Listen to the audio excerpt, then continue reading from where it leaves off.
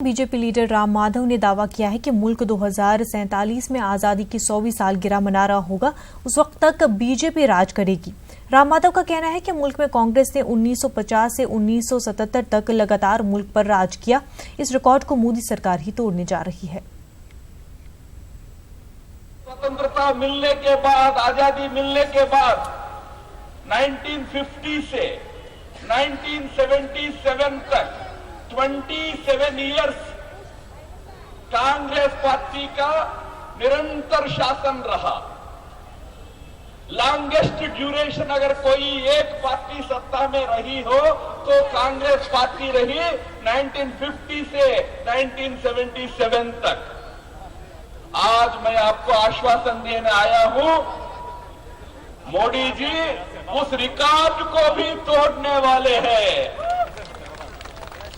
अब आप मोदी जी की सरकार लंबे समय तक चलने वाली है और बीजेपी के शासन के चलते ही बीजेपी के शासन काल में इस देश में आजादी के शतवार्षिकी 100 इयर्स की एनिवर्सरी मनाई जाएगी। 1947 में आजादी मिली थी, 2047 में जब आजादी के 100 साल होंगे तब तक इस देश में बीजेपी का ही शासन रहेगा। ऐसा एक अच्छा शासन बीजेपी इस देश को देने वाली है। मित्रों, गुजरात समुद्री इलाके में 2 जहाजों को कोस्ट गार्ड ने घेर लिया। इस दौरान एक जहाज गर्काब हो गया, जबकि दूसरे जहाज को गुजरात साहिल समंदर पर लाया गया है। जहाज में मुश्तबा शय होने का शक जाहिर किया जा रहा है। बताया जा रहा है कि जहाज में 9 अफराद इंडोनेशिया के और 5 हिंदुस्तानी मौजूद थे। कोस्ट गार्ड जहाज पर सवार अफराद से पूछताछ कर रही है।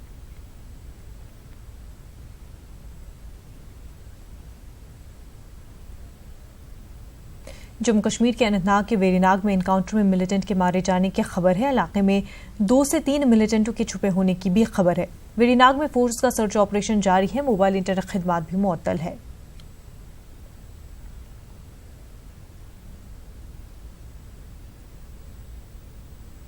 बिहार के रक्सूल में एक पाकिस्तानी बाशिंदे को गिरफ्तार किया गया है। उसे हिंदुस्तानी सरहद में घुसने की कोशिश के दौरान गिरफ्तार किया गया।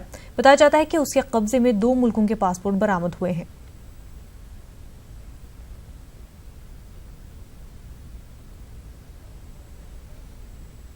हैदराबाद के एसआर नगर में दिन दहाड़े कत्ल हुआ है। इम्तियाज नामी लड़के को उसके ससुराल वालों ने मौत के घाट उतार दिया है।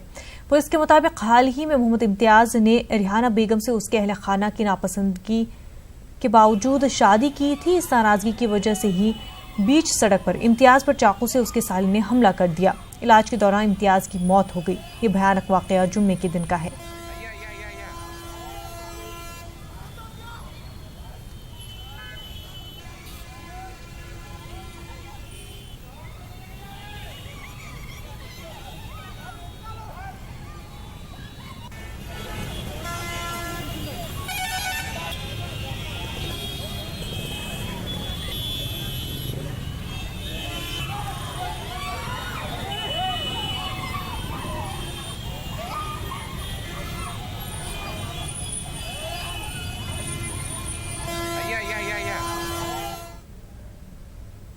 कानपुर के गर्दा रैकेट मामले में खसूसी जांच टीम ने दिल्ली के डॉक्टर दीपक शुक्ला को हिरासत में ले लिया है। कानपुर में दीपक से पूछताछ हो गई। डॉक्टर दीपक दिल्ली के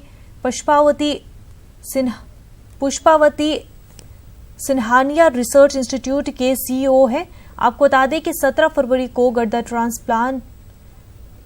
ट्रांसप्लांट कराने वाले बैनुल-अक़वामी ग्रुप का इंकशाफ हुआ था, जिसके बाद दीपक शुक्ला का नाम सामने आया था। इस मामले में पुलिस ने कानपुर, दिल्ली, लखनऊ और कोलकाता से 10 मुलजमीन को गिरफ्तार कर लिया है। पुलिस ज़राए के मुताबिक गुर्दा रैकेट करने वाले ग्रुप की अस्पताल से मिली भगत की कई सबूत मिले हैं।